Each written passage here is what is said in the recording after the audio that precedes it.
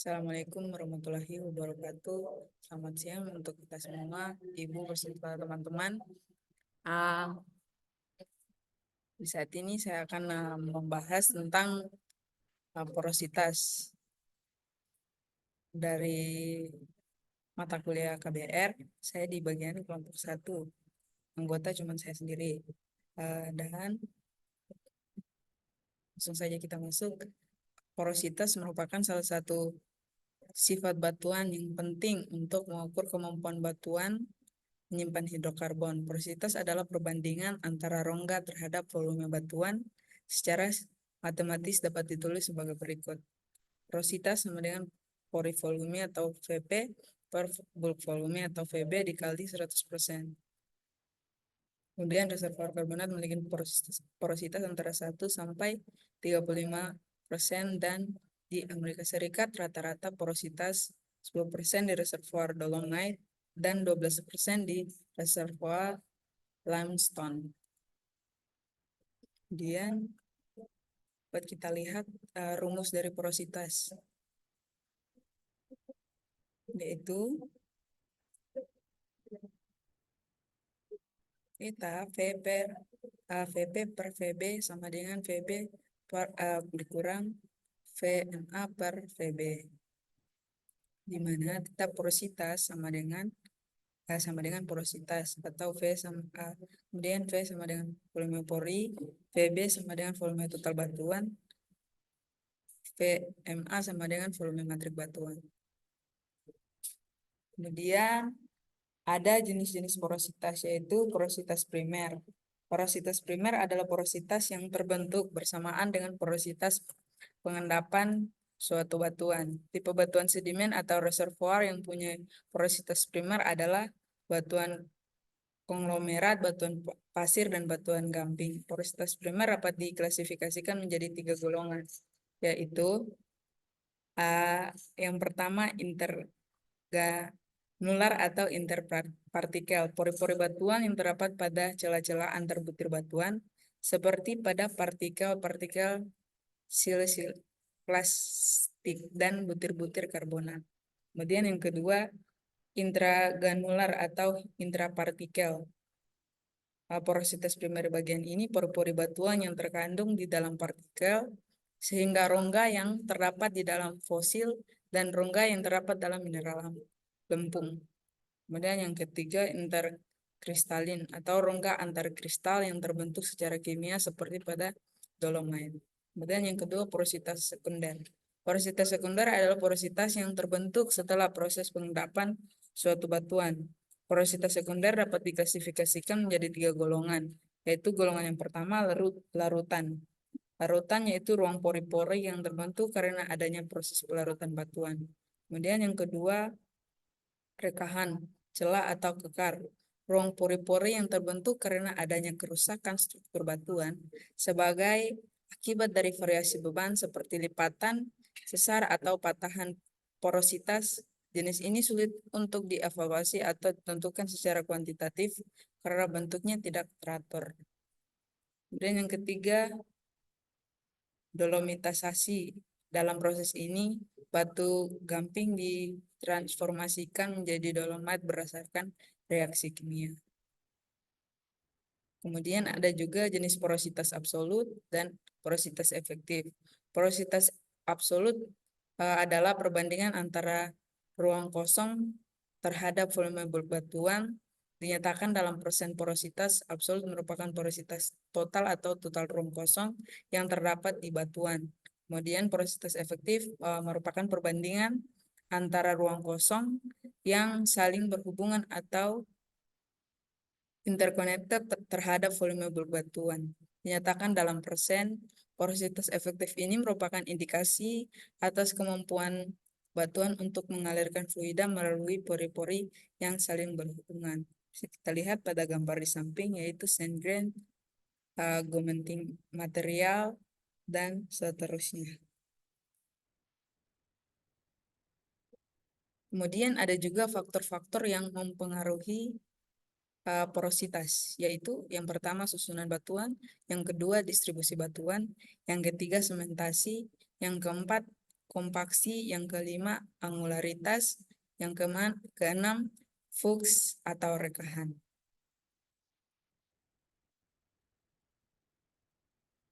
Yang pertama yaitu susunan batuan.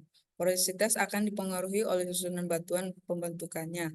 Porositas dengan susunan kubik atau biasa disebut kubik packing adalah 47,6%, sedangkan rombohedral adalah 25-95%. Bisa kita lihat pada gambar ini, yang ini adalah susunan kubik, sedangkan ini susunan rombohedral, yaitu pada susunan kubik ini belum ada pressure atau tekanan pada susunan batuannya. Kemudian yang kedua ini susunan rombohedral yang sudah ada tekanannya. Kemudian yang berikut rumus yang digunakan untuk porositas kubik dihitung sebagai berikut, yaitu bulk volume sama dengan 2R pangkat 3 sama dengan 8 R kubik. Kemudian yang berikut sendgrain atau volume sama dengan 4 R kubik per 3. Bisa kita masukkan pada rumus berikut. Jadi pori volume per bulk volume dikali 100%. Kemudian volumenya dikurangi grain volume bulk volume dikali 100. Bisa kita masukin 8R kubik per 4R kubik per 3 ke sini, terus dapat hasilnya. Kemudian yang berikut distribusi batuan. Porositas dipengaruhi oleh distribusi batuan dari berbagai ukuran partikel. Distribusi suatu batuan berhubungan erat dengan komposisi butiran dari batuan tersebut. Semakin besar ukuran butiran, semakin besar ruang kosong yang akan diisi dengan batuan lempung atau partikel-partikel lebih kecil dan materi semen.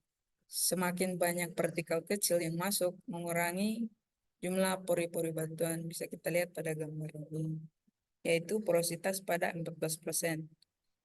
Kemudian porositas bertambah ketika ukuran partikel berkurang. Dan yang berikutnya yaitu sementasi. Sementasi juga merupakan salah satu faktor penting yang dapat mempengaruhi porositas. Material semen juga perlu diperhatikan karena semen akan menyegel batuan sehingga fluida tidak dapat mengalir. Jika suatu batuan sementasi dengan baik, maka kemungkinan besar akan terdapat banyak pori yang tidak berhubungan. Hal ini dapat menyebabkan porositas efektif dari batuan itu menjadi kecil. Sebaliknya, jika suatu batuan tidak tersementasi dengan baik, kemungkinan besar semakin banyak pori yang terhubungkan, sehingga harga porositas efektif semakin besar. Kemudian yang berikutnya kompaksi. Kompaksi dapat mempengaruhi harga dari porositas. Semakin dalam posisi batuan dari permukaan, maka beban yang diterima semakin besar. Tekanan yang disebabkan oleh akumulasi beban batuan yang berada di atasnya disebut tekanan overburden. Jika suatu batuan terkompaksi dengan baik, artinya semakin dalam dari permukaan. Pori-pori dari batuan itu akan semakin kecil karena butiran penyusun semakin merapat. Contohnya pada rhombohedral packing. Begitu pula sebaliknya, jika kompaksi semakin rendah, maka presentasi pori akan semakin besar. Contohnya saja pada kubik packing. Kemudian faktor yang mempengaruhi berikut yaitu angularitas. Jika derajat angularitas butiran penyusun batuan semakin besar atau semakin jauh dari bundaran atau rondensnya, bentuk butirannya akan semakin menyudut. Hal ini akan menyebabkan daerah sentuh antar butiran yang satu dengan yang lainnya akan semakin besar jika dibandingkan dengan bidang sentuh antar butiran yang rondensnya tinggi atau daerah sentuhnya kecil. Sehingga mengakibatkan ruang yang dapat ditempati fluida akan semakin berkurang dan porositasnya menurun. Yaitu flux dissolution dan fracture atau rekahan. Ini fracture atau rekahan terjadi ketika batuan ditekan melebihi batas elastisnya sehingga menjadi retak. Tenaga yang menyebabkan batuan retak berada pada arah yang sama sehingga faktor menjadi sejajar. Fraktur merupakan sumber permeabilitas di reservoir karbonat berporositas rendah. Porositas dari fraktur sangat kecil karena fraktur sangat tipis, hanya beberapa milimeter saja.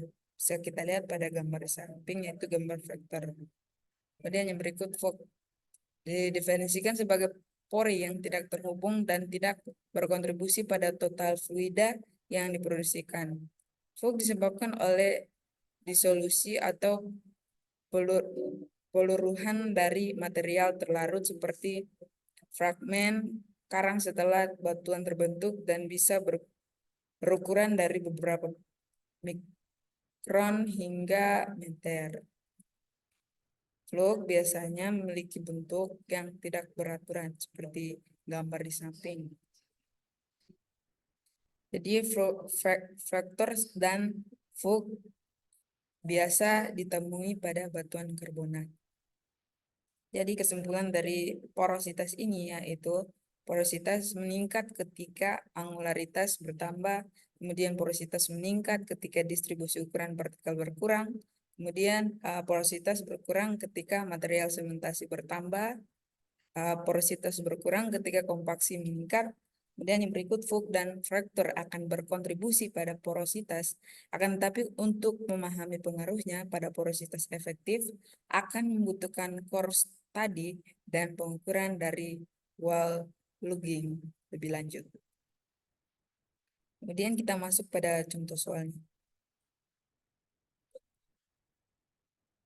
Jadi core simple X dikeringkan lalu ditimbang di udara mempunyai berat 62,78 gram. Setelah disaturasi dengan air, maka beratnya menjadi 65,34 gram. Selanjutnya core tersebut ditimbang di dalam air, beratnya menjadi 30,27 gram. Berapa porositas efektif dari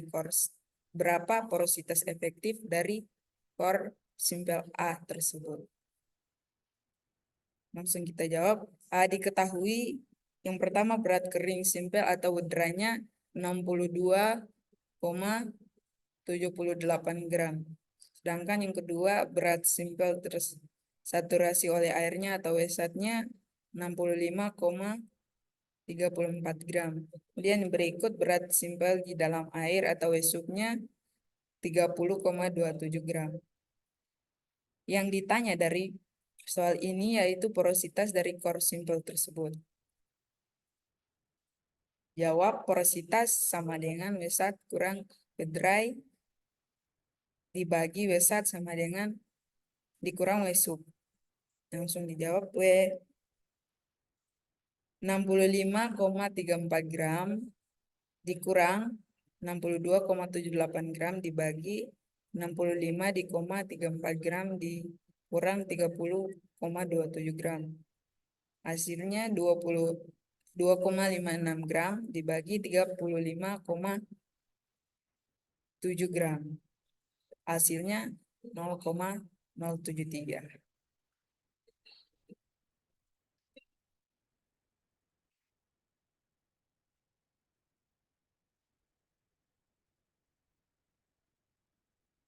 Sekian dari presentasi saya di saat ini. Assalamualaikum warahmatullahi wabarakatuh.